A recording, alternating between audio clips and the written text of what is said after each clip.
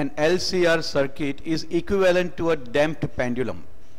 In an LCR circuit, the capacitor is charged to Q0 and then connected to L and R as shown.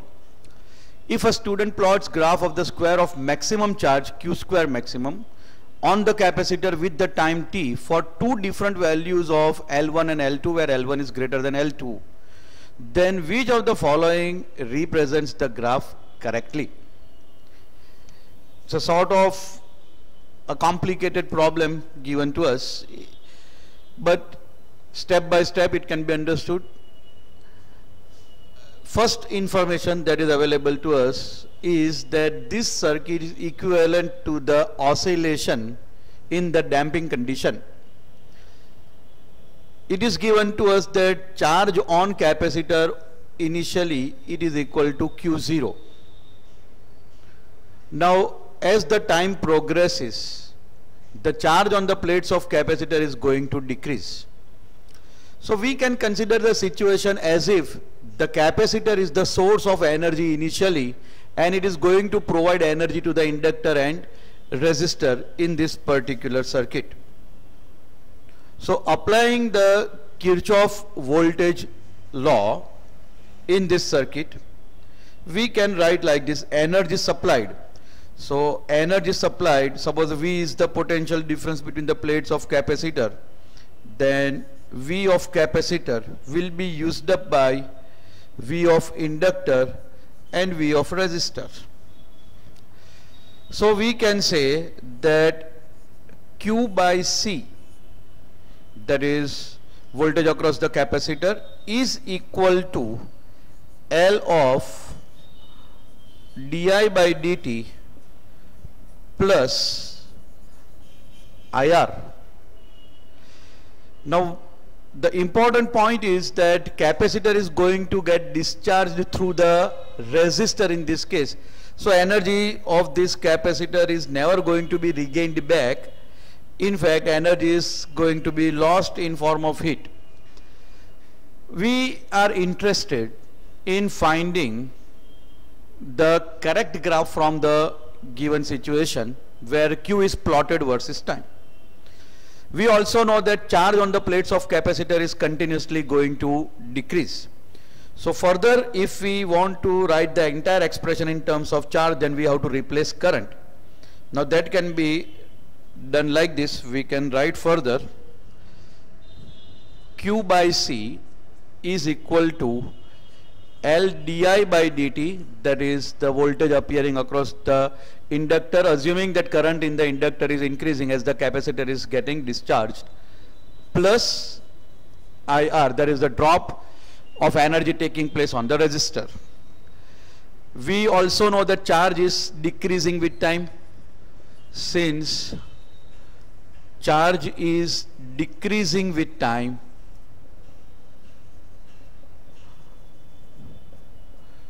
we can write I is equal to minus of dq by dt. This is important. Now that also gives di by dt is equal to minus of d square q by dt square. So placing the values of di by dt and I, we get q by c is equal to, instead of di by dt we will write minus d square q by dt square, so minus L d square q by dt square, and instead of I we will write minus of dq by dt. Taking all the terms on one side, we get L of d square q by dt square plus R of dq by dt plus q by C is equal to 0. Dividing with L on both the sides, we will get d square q by dt square plus R by L dq by dt plus q by LC is equal to 0. And it is stated very clearly that this situation resembles the damped oscillation. So it should also resemble the differential equation for the damped oscillation. Differential equation for the damped oscillation can be written like this: y, in fact, d square y by dt square plus b by m dy by dt plus k by m into y is equal to 0. So comparing these two differential equation, we get comparison of various term. Damping term B is matching with resistance, so B plays the role of resistor. Mass plays the role of inductor. As the value of charge Q is going to change with time, so is the value of displacement. So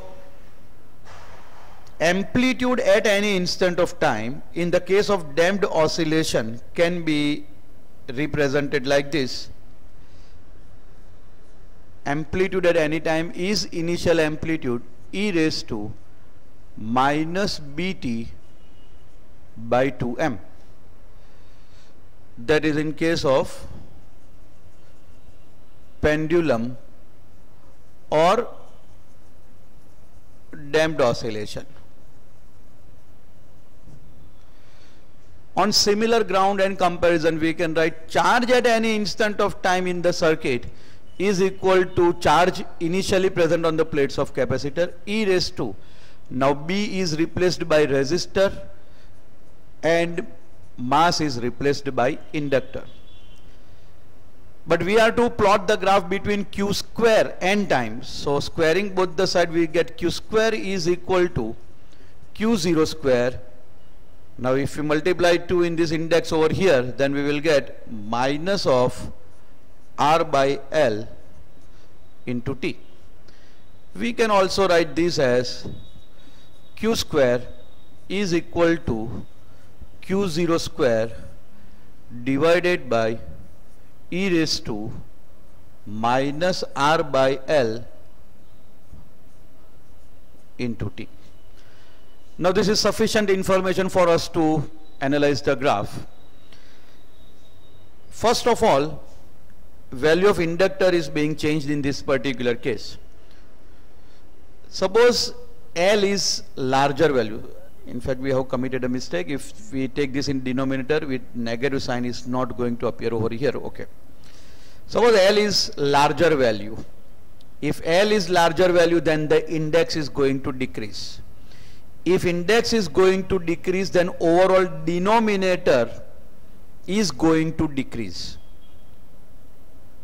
Then with the increment in time, the denominator value will increase. But since index is small itself, value of denominator will increase at smaller rate. So that is the important conclusion. If L is large, then e raised to R by L into T is small. If T increases, then e raised to R by L into time increases, but at smaller rate. So if the denominator increases with the time at smaller rate, then Q will decrease with time at smaller rate. So that further gives,